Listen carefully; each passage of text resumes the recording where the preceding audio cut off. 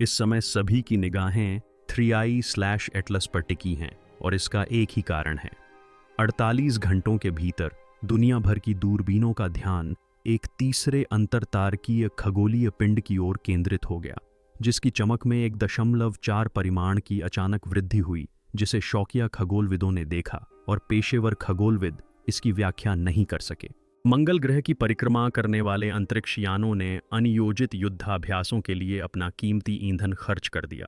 Deep space network के antenna ने अपने नियमित मिशन रद्द कर दिए और अंतर्राष्ट्रीय खगोलीय संघ ने एक आपातकालीन सत्र बुलाया, ठीक उसी समय जब वैज्ञानिक अचानक ऑनलाइन चुप्पी साध चुके थे। इससे पहले कभी भी इतनी सारी स्वतंत्र विसंगतियां इतनी तेजी से एक ही वस्तु पर केंद्रित नहीं हुई थीं। क्या यह महज ब्रह्मांडीय संयोग है, तकनीकी त्रुटि है, या किसी ऐसी चीज का प्रमाण है जिसकी किसी ने उम्मीद नहीं की थी? काल्पनिक परिदृश्य 32/एटलस के साथ फिलहाल कोई अभूतपूर्व घटना नहीं घट रही है। समन्वित वैश्विक प्रतिक्रिया का अनुमानित विश्लेषण। समय तेजी से बीत रहा है।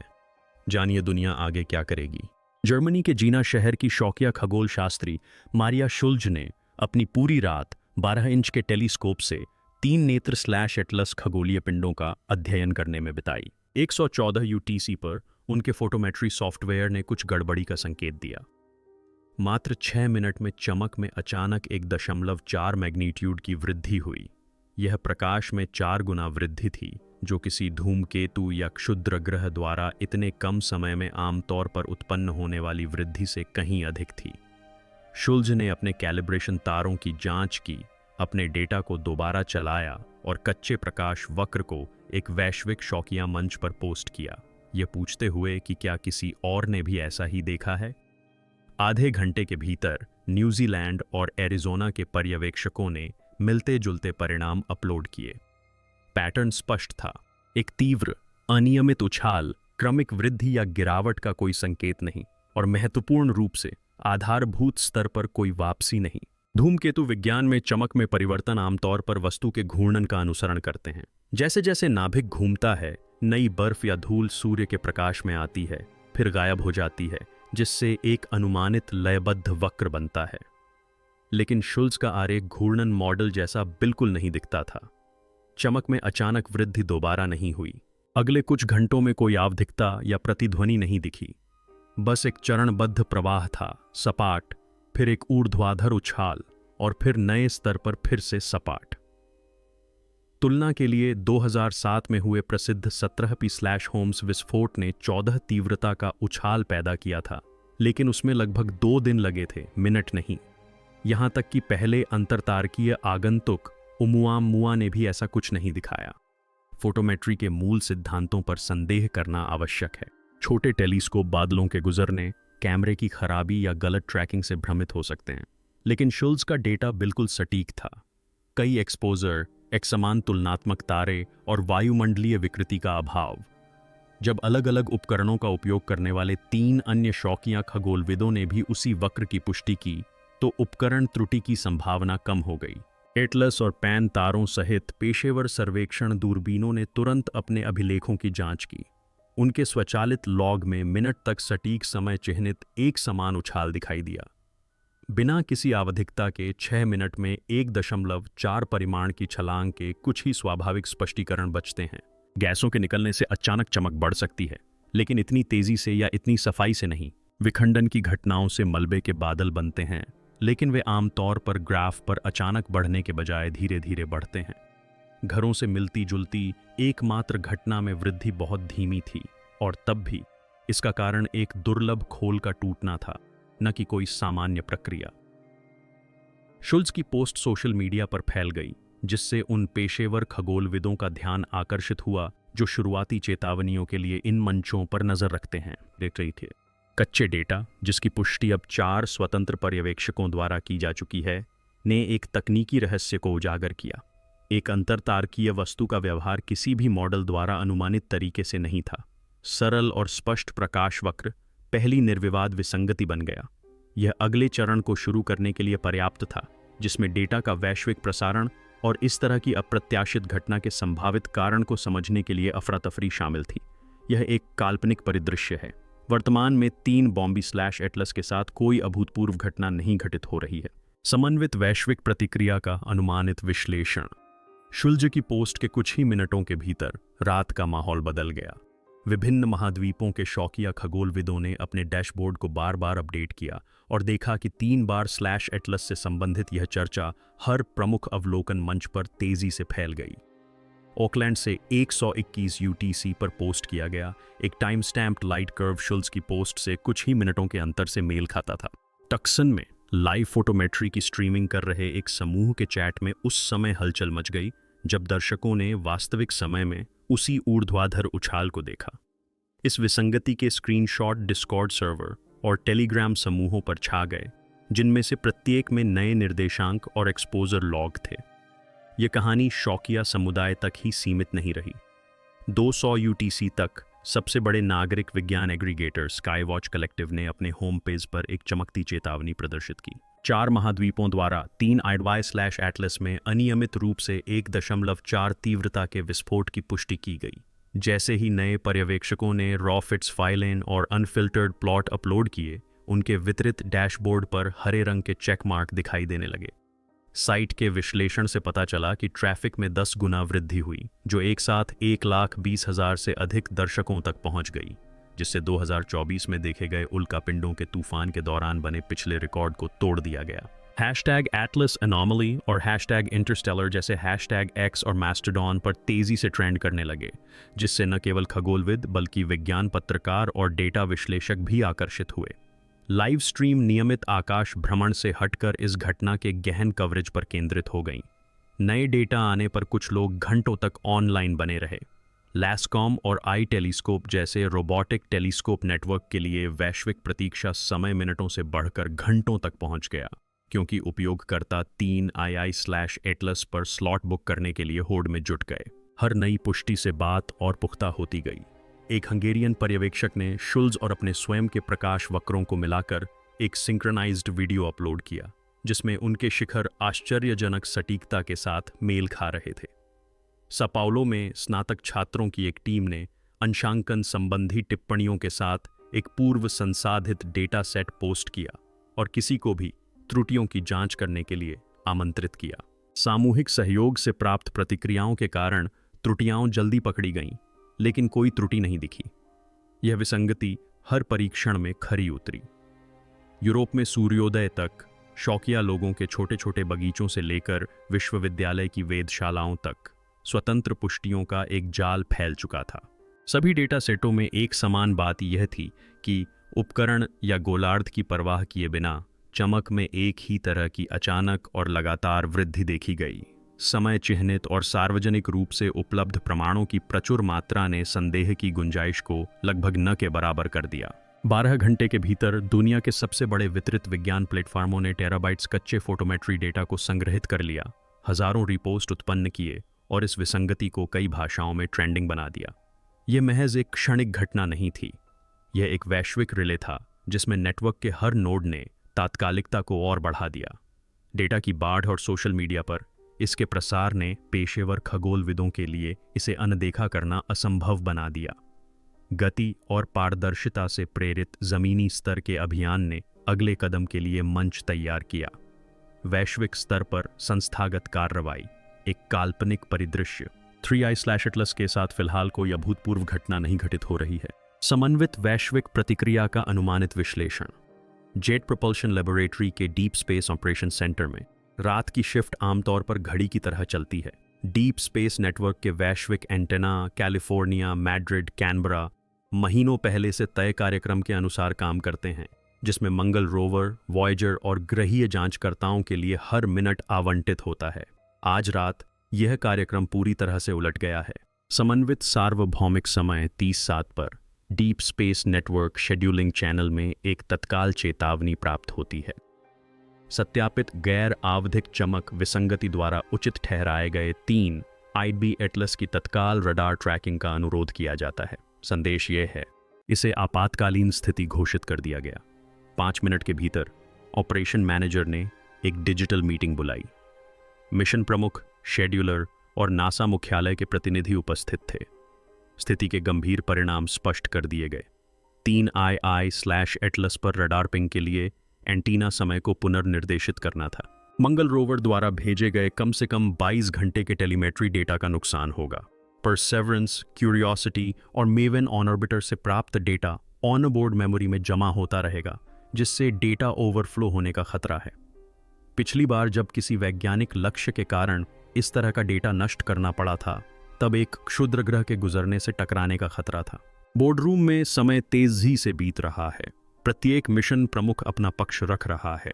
मंगल ग्रह पर किए जा रहे ऑपरेशनों ने चेतावनी दी थी कि डाउनलिंक विंडो छूटने से वायुमंडलीय रीडिंग या सतह की छवियों का स्थायी नुकसान हो सकता है। वॉयेजर की टीम सभी को याद दिलाती है कि 46 साल पुराना अंतरिक्ष यान लंबे समय तक डेटा संग्रहित नहीं कर सकता, लेकिन 3 अन्य नेत्र /एटलस के वैज्ञानिक प्रमुख इस विसंगति की ओर इशारा करते हैं। चमक में 4 गुना वृद्धि की स्वतंत्र रूप से पुष्टि की गई है, जिसका कोई प्राकृतिक स्पष्टीकरण नहीं है। रडार अवलोकन का समय तेजी से समाप्त हो रहा है। समन्वित सार्वभौमिक समय 3:24 पर मतदान होता है। 17 मिनट बाद परिणाम सर्वसम्मति से घोषित होता है। ओवरराइड स्वीकृत। कार्यक्रम को तुरंत पुनः लिखा जाता है। डीप स्पेस नेटवर्क की 70 मीटर डिश मंगल ग्रह से दूर घूमकर 3IB एटलस के निर्देशांकों पर लॉक हो जाती हैं। इंजीनियर नई प्रक्रिया शुरू करते हैं, जबकि मिशन टीमें अपने डेटा डंप की पुनर्योजना बनाने में जुट जाती हैं। निर्णय को रिकॉर्ड किया जाता है, समय अंकित किया जाता है और सभी प्रभावित परियोजनाओं को प्रसारित किया जाता है। अगले 22 घंटों तक दुनिया के सबसे मूल्यवान गहरे अंतरिक्ष के एंटेना एक अज्ञात वस्तु का पीछा करेंगे, भले ही इसके परिणाम स्वरूप अन्यत्र विज्ञान संबंधी शोध का नुकसान हो। संस्थागत क्रम टूट चुका है।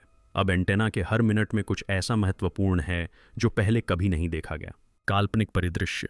3-2 एटलस के साथ फिलहाल कोई अभूतपूर्व घटना नहीं घटित हो रही है। समन्वित वैश्विक प्रतिक्रिया का अनुमानित विश्लेषण।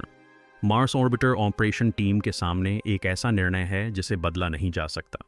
अधिकांश मिशनों के लिए हाइड्रोइन के प्रत्येक ग्राम को वर्षों पहले ही मापा और बजट में शामिल किया जाता है, जिसमें आपात स्थितियों और जीवन काल समाप्त होने पर निपटान के लिए सख्त भंडार रखे जाते हैं। लेकिन आज सुबह उड़ान गतिशीलता कंसोल में एक नया आदेश दिखाई दे रहा है।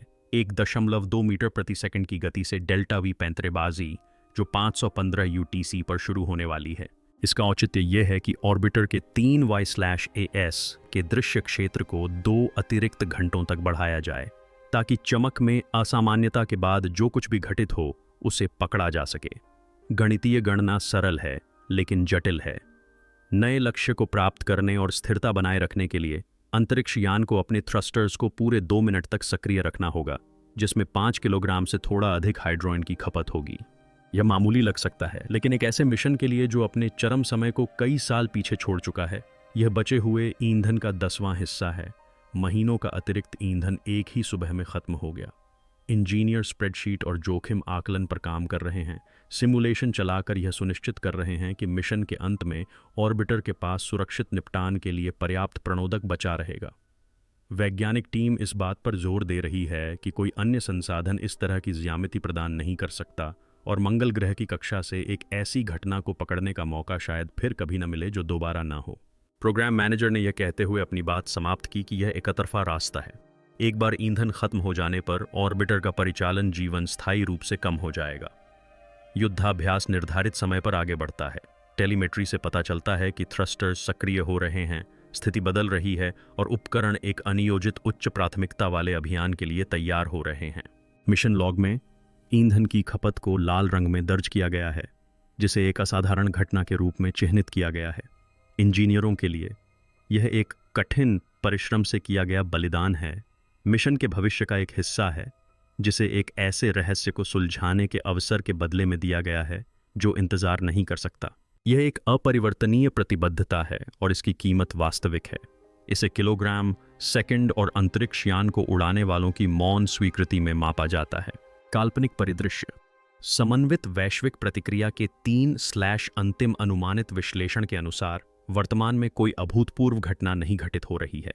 शेरो पैरानल कंट्रोल रूम में रात के अवलोकन कार्यक्रम में अफरा तफरी मची हुई है। यूरोपीय दक्षिणी वेधशाला की प्रमुख वेरी लार्ज टेलीस्कोप एक दुर्लभ एक्सोप्लैनेट ट्रांजिट का पीछा करने के लिए तैयार थी। महीनों की योजना अब धरी की धरी रह गई। 610 यूटीसी पर ओवरराइड आदेश आता है, सभी निर्धारित लक्ष्यों को रद्द करें, सभी उपकरणों को 30 एटलस पर घुमाएं। 2 मिनट बाद हवाई में जेमिनी नॉर्थ को एक समानांतर निर्देश प्राप्त होता है। मुख्य शोधकर्ता का विरोध दर्ज कर लिया गया है, लेकिन निर्णय को रद्द कर दिया गया है। चीन की एक तीसरी प्रमुख रेडियो दूरबीन, फास्ट रेडियो टेलीस्कोप, एक पल्सर टाइमिंग अभियान को बाधित करती है और उसका सरणी शौकिया नेटवर्क से प्राप्त निर्देशांकों की ओर मुड़ जाता है। ये निर्णय आकस्मिक नहीं होते। प्रत्येक वेधशाला की आवंटन समिति, जिसमें आधा दर्जन देशों के खगोलविद शामिल हैं, आपातकालीन बैठक के लिए जुट जाती है। इसका परिणाम स्पष्ट है। सैकड़ों घंटों का वैज्ञानिक कार्य बर्बाद हो जाता है, अनुदान प्राप्त परियोजनाएं विलंबित हो जाती हैं और अंतर्राष्ट्रीय सहयोग अनिश्चितता में पड़ जाते हैं। ओवरराइड प्रोटोकॉल का प्रयोग शायद ही कभी किया जाता है, एक बार शूमेकर लेवी 9 के लिए, फिर उमुआमुआ के लिए, लेकिन कभी भी उस धूमकेतु के लिए नहीं जिसे पृथ्वी के लिए खतरा नहीं माना जा रहा था।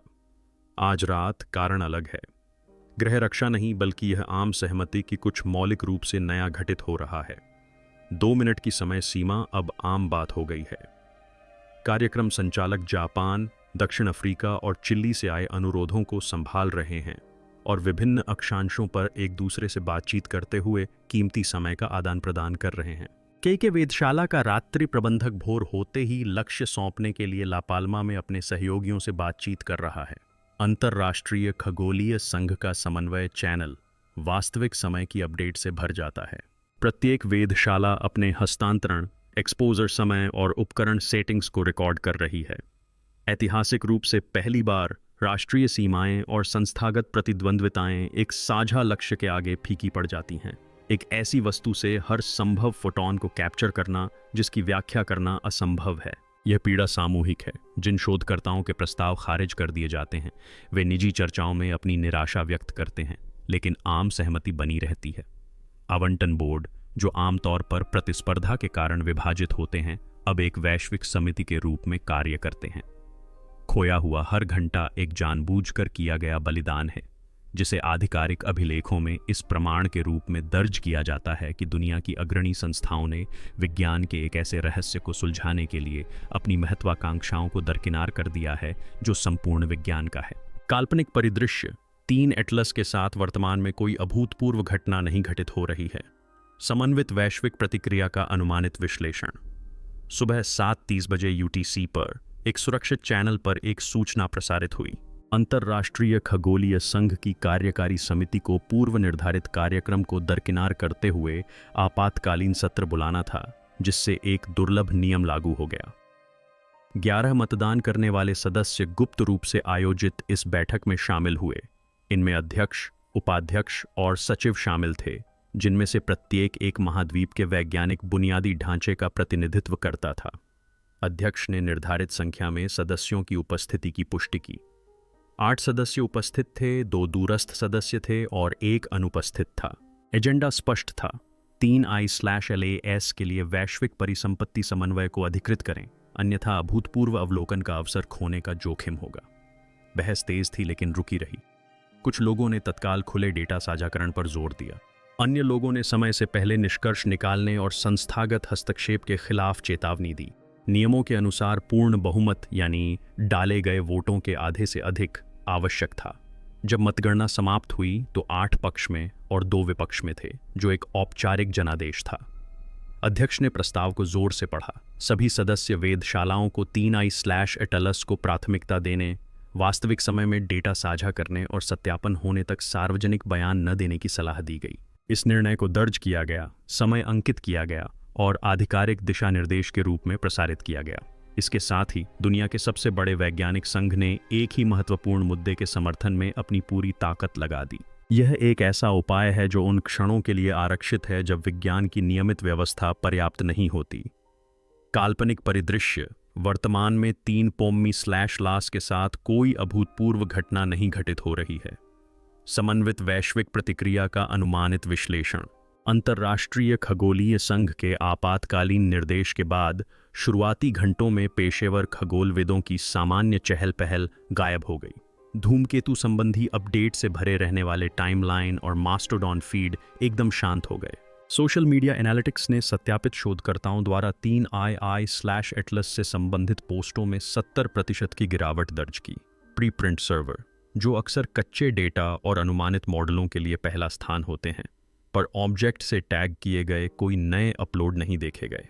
यहाँ तक कि निजी समूह चैट, जो आमतौर पर विभिन्न संस्थानों के बीच हंसी मजाक से भरी रहती थीं, भी धीमी पड़ गईं।